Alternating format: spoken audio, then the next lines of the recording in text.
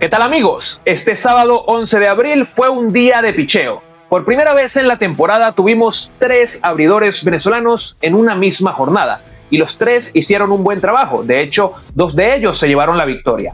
Además, Maikel García lideró el triunfo de los Reales de Kansas City. Ronald Acuña Jr. consiguió otro extra base, ya tiene 3 juegos consecutivos conectando extra base. En fin, vamos a estar hablando de todo eso y más en este video. Comenzamos con Francisco Álvarez, quien se fue de 4-2 con un peculiar cuadrangular solitario en la derrota de los Mets de Nueva York 11-6 ante los Atléticos. El catcher de 24 años tiene ahora 4 jonrones, promedio de bateo de 300 y OPS de 1016. El prospecto José Fernández sigue rindiendo y conectó un imparable remolcador en 4 turnos en la derrota de los Cascabeles de Arizona 4-3 ante los Phillies de Filadelfia. El de Cumaná tiene ahora 6 remolques, 313 de promedio y 844 de OPS. El novato Moisés Ballesteros se fue de 2-2 en la derrota de los Cachorros de Chicago 4-3 ante los Piratas de Pittsburgh. Elevó su promedio de bateo a 258 y su OPS a 669, mientras que Daniel Palencia lanzó una entrada en blanco y mantiene su efectividad inmaculada tras 4 apariciones. En Cincinnati, Eugenio Suárez conectó un imparable, recibió una base por bolas y anotó una carrera en el triunfo de los Rojos 7-3 sobre Los Ángeles. Tiene ahora promedio de 232 y OPS de 652. Por otro lado, la chispa ofensiva de Maikel García fue el factor determinante para que los Reales de Kansas City vencieran 2-0 a los Medias Blancas de Chicago. El oriundo de la Sabana no perdió tiempo y en el primer episodio castigó el primer lanzamiento del abridor rival para desaparecer la pelota por el jardín izquierdo. Estamos hablando de un estacazo de 412 pies de distancia y 106 millas por hora de velocidad de salida que le dio una ventaja temprana a los Reales que no soltarían en todo el encuentro. García volvió a aparecer en el 8º inning con un doblete y posteriormente anotó la otra carrera del encuentro. Tras esa gran actuación, el más valioso de Venezuela tiene promedio de 328 y OPS de 911. En Atlanta, Martín Pérez subió al montículo para enfrentarse a los Guardianes de Cleveland y lanzó bastante bien. Cometió un error en el primer episodio, pues en cuenta de 0 bolas y 2 strikes le dejó un cambio de velocidad en todo el medio del plato a José Ramírez, quien lo castigó con un cuadrangular. Pero a partir de allí, el zurdo de 35 años mezcló muy bien sus lanzamientos, trabajó en las esquinas, evitó contactos fuertes y obligó a los bateadores a conectar 7 rodados de out. Logró completar 5 sólidas entradas, pero lamentablemente cargó con la derrota. El de las Matas tiene ahora efectividad de 3.14 y whip de 0.91 en 14 innings y un tercio. Ronald Acuña Jr. registró su primer triple del año en 4 turnos al bate y ahora tiene promedio de bateo de 224 y OPS de 675.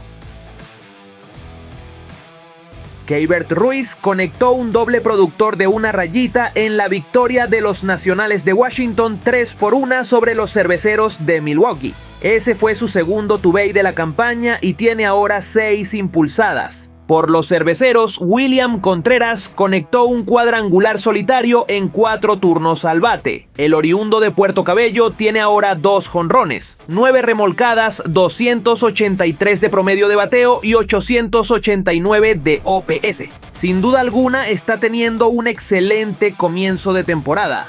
Ranger Suárez despejó las dudas sobre su inicio de campaña al adjudicarse su primera victoria con el uniforme de los Medias Rojas de Boston, liderando el triunfo de su equipo 7-1 sobre los Cardenales de San Luis.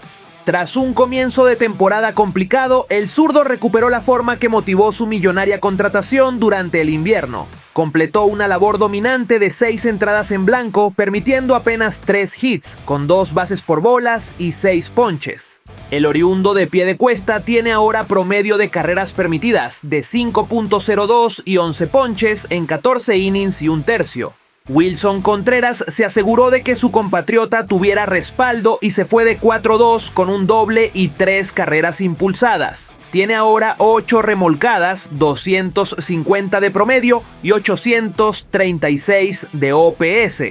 Mientras que Carlos Narváez consiguió un par de hits en 4 turnos y ahora batea para 242. Este sí es el Ranger Suárez que todos conocemos. Ciertamente tuvo un comienzo titubeante, otorgando 2 pases por bolas en el primer episodio y parecía que iba a ser otra mala salida, sin control, sin comando, pero no fue así. Salió el coach de picheo, no sé qué le habrá dicho, pero a partir de allí fue el Ranger Suárez que todos conocemos, con comando en sus lanzamientos, trabajando bien en las esquinas y poniendo la pelota donde se la estaba pidiendo el catcher Carlos Narváez. La principal clave de esta actuación de Suárez fue que incrementó el uso de su sinker a un 46% y ese lanzamiento estuvo genial en esta ocasión. Dominó a los zurdos, trabajando a lo ancho de la zona, tanto picheos afuera, picheos adentro, sin un patrón específico. Los dominó, manteniendo la pelota por el suelo. Y a los derechos trabajó también con esa sinker, pero esta vez sí hubo un patrón específico, lanzando en la esquina de afuera y en la parte baja de la zona de strike, en combinación con el cambio de velocidad. Y esa combinación de sinker y cambio fue letal contra los bateadores derechos. ¿Por qué? Porque son 2 lanzamientos muy similares, ambos se caen bastante y se alejan de los bateadores derechos. La diferencia es que uno es de 90,4 millas en promedio y el otro de 80,2 millas en promedio, es decir, una diferencia de más o menos 10 millas entre cada lanzamiento. Ambos se ven prácticamente igual y tienen un movimiento muy similar, pero tiene esa diferencia de velocidad. Y con esa combinación tuvo a los bateadores de San Luis confundidos y desconcertados durante gran parte de su presentación. Además, que de vez en cuando le venía con una curva o con una recta cortada, pegada y adentro para desconcertar aún más a esos bateadores de San Luis. Pero lo más importante es que Ranger tuvo comando sobre sus lanzamientos. Y sabemos que cuando eso pasa es bastante difícil que le hagan daño porque él es un artista. Trabaja en las esquinas de manera quirúrgica, deja a los bateadores pensando, piensan que es una bola y terminan strike o viceversa.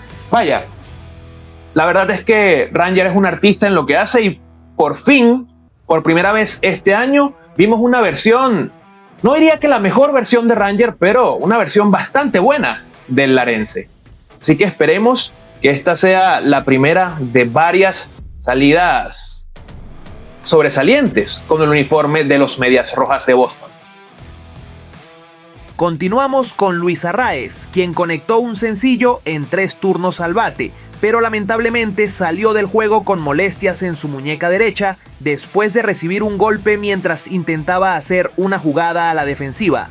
Leonardo Rivas recibió 2 bases por bolas y anotó una carrera en el triunfo de los Marineros de Seattle 8-7 sobre los Astros de Houston. Su compañero Edward Bazardo se metió en problemas al permitir 2 hits abriendo el 7º episodio, pero logró sacar el 0 dominando a los siguientes 3 bateadores, con 2 ponches incluidos. El de Maracay tiene ahora efectividad de 1.35 tras 7 apariciones. Y por los Astros, José Altuve conectó un sencillo y recibió una base por bolas intencional en 5 viajes al plato, así que ahora batea para 302.